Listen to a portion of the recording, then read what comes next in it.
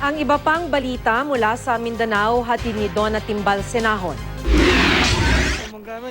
Apat na umunay tulak ng droga ang inaresto sa magkahiwalay na buy-bust operation sa Davao City. Dalawa ang inaresto sa Barangay 30-C matapos mahulihan ng 4 na pakete ng shabu. Ang isa sa kanila, inaming gumagamit siya ng droga pero di raw siya nagbebenta nito. Itinanggi naman ang isa pang inaresto na gumagamit siya at nagbebenta. Natimbog din ang isang taxi driver at kasama nitong lalaki sa hiwalay na buy-bust operation. Inamin ng dalawa na gumagamit sila ng iligal na droga pero di raw sila nagtutulak. Arestado ang isang lalaki sa Cagayan de Oro City na nagtangka umanong manuhol ng ilang miyembro ng PNP Highway Patrol Group.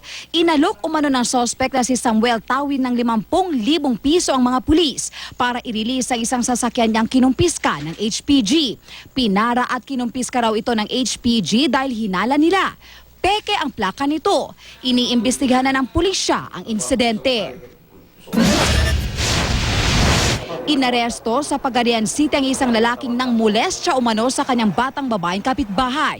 Kwento ng ina ng biktima, hinipuan umano ng suspect ang kanyang 5 taong gulang na anak kapalit ng piso.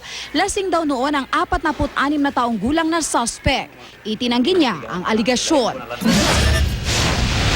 Aabot na sa 7 milyong pisong halaga ng pananim sa Kidapawan City ang nasira dahil sa mainit na panahon ayon sa City Agriculture Office. Sa kanilang tala, pinakamalaki ang pinsala sa palay.